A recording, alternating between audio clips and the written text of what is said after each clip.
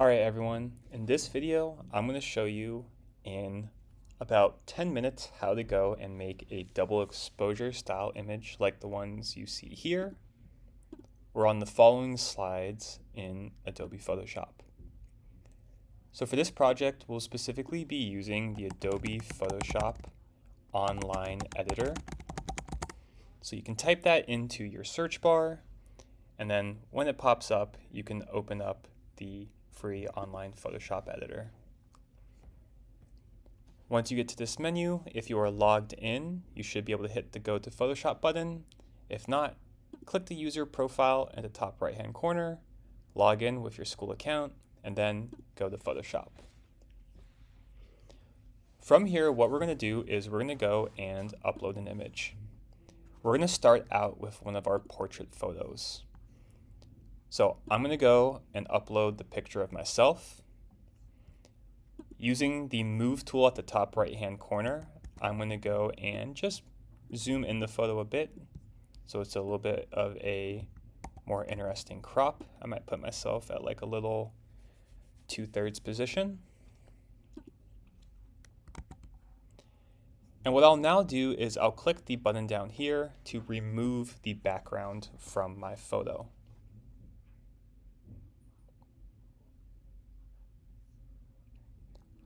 Once the background is removed, what I want to do is I want to go ahead and add another photo on top of this image.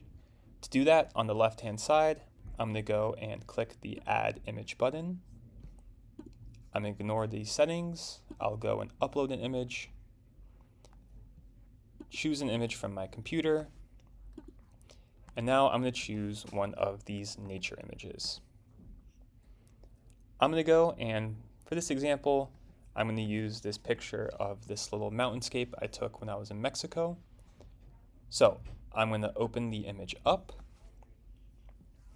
And then once we're here, what I'm going to do is I want to take this layer mask, that's this cutout of myself, and I want to apply it to this top image. To do so, I'm going to click this layer mask and drag it to my image above. And now you'll see the image above has been cut out in my outline. I'll now reselect my bottom photo and I'll remove that background. So now they're both cut out in my outline.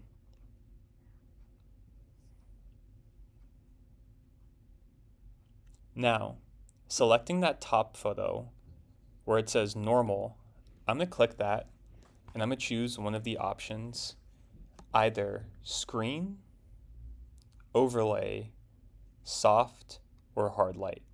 This one is totally your preference.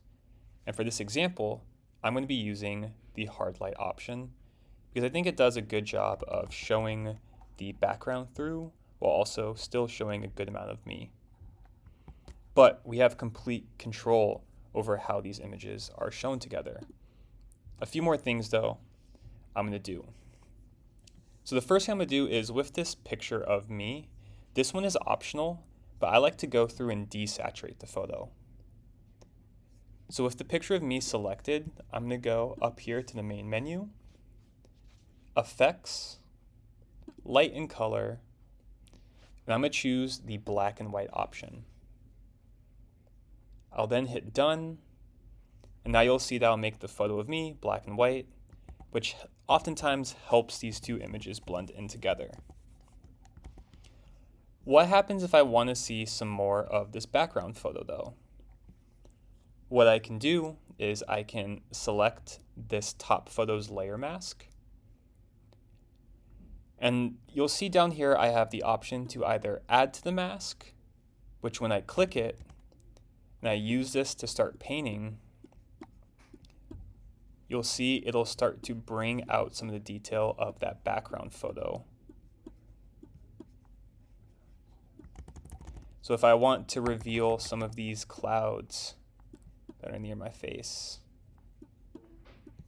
or some of these other people that you can't see, I can reveal those up.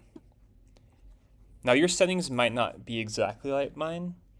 Over here on the left-hand side, I like to make sure my brush is set to soft round. In the advanced settings, I like to have my opacity around 30% so that I can slowly start to paint these details in and they don't come back at full opacity right away. Now vice versa, I can also subtract from the mask, which will go, and if I want to bring out some of the details of the image underneath, I can use that to paint in and say bring out some of the details in my eyes, my nose, my face.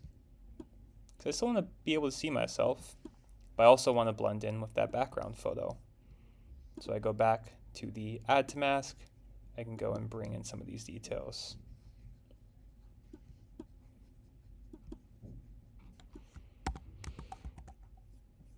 Now a good way to tie this all together is not to just have a blank background.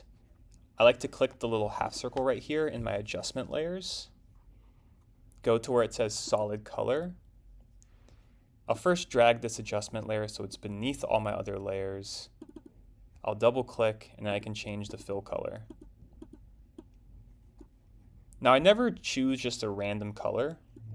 Instead, I click the eyedropper and I use the eyedropper to click a color kind of on the edge of my subject here. So I'm going to choose this kind of blue color up here. So I get a kind of unified color scheme going on. I think this blue color is a little bit too ridiculous, so I might just make it a little bit more pastel, a little bit more neutral. But now I'm getting a scene that starts to blend in a lot better. So from here, it's all about grabbing my brushes and again, painting in those parts of the scenes that I want to see. So I want to see these mountains. I want to see these people. I want to see what's going on over here a little bit. But I don't want to see all this blue in the sky. I want this to, again, kind of fade into the image a little bit more. So I'll go and kind of fade this part out. Fade out some of the detail in my hair maybe, so that it all blends in with that background color and photo a lot better. You can still take these images too, like I can still select the image of myself and move it around. If it moves whatever layers on top, I can change that from auto select to none, so that it only moves the image I have. And sometimes you might have to select that adjustment layer and also move it to keep up. From here, what I usually recommend doing is once you have the image all edited and kind of exposed in Photoshop, is we can download this image and then bring it into Lightroom. But I just want to go from the start again to show you how quick this process can be. So from the top, I'm going to go and upload a photo from my computer. Again, I'll choose the picture of myself. Using the Move tool, I'm going to resize the image and remove the background.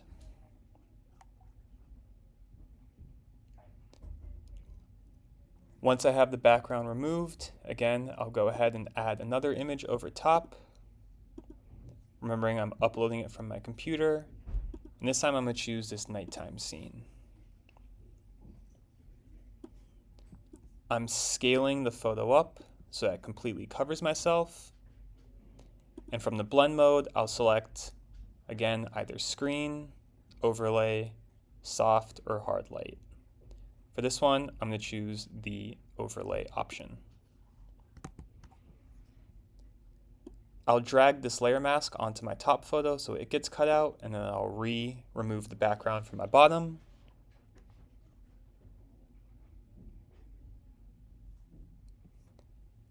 And again, on these layer masks, I will go through and I will start to use the brush tool to paint in and add and reveal or hide some detail.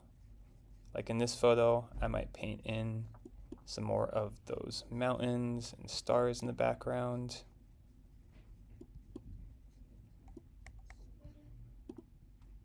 I'll raise my opacity so I can paint those in a little bit quicker. And I will also select the layer with my face in it. I might go and grab a black brush to paint out some of those details and let myself kind of fade away. Maybe reveal some more details in this guy down here as well. Again, if I want to, I can also select the photo of myself in the main menu, go to Effects, Light and Color, and make it black and white if I want that image and colors to blend in a little bit more together. And finally, in my adjustment layers,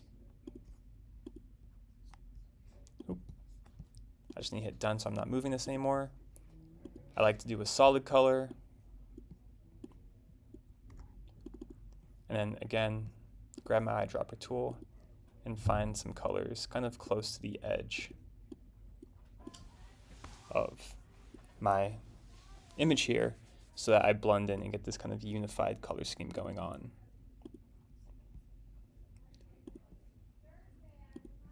Now, from here, like I said, once I have the image touched up, I have all the parts I really want to see all in, I will go and download the image, ignore the bell. I'll download this image to my computer, and then what I like to do is I like to go and actually open up Lightroom.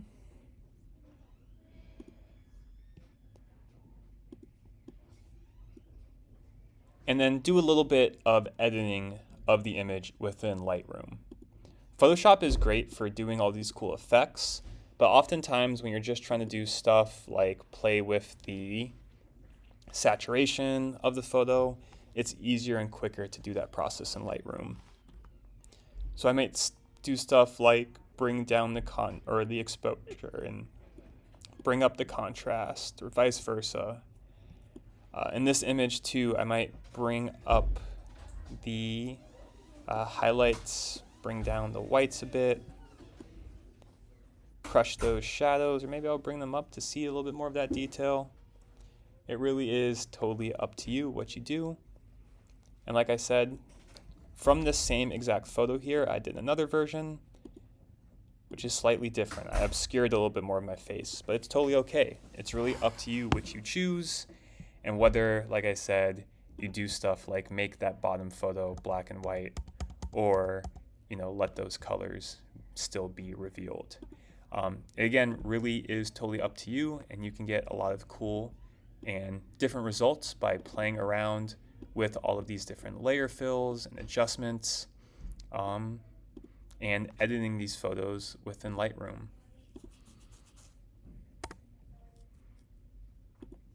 So if I go and pop this version in that I just redid, you can see a colored version too.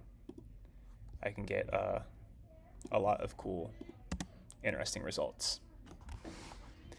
Anyways, I have to get back to class. So for now, I'm going to pause this video and we'll let you guys get to your assignment.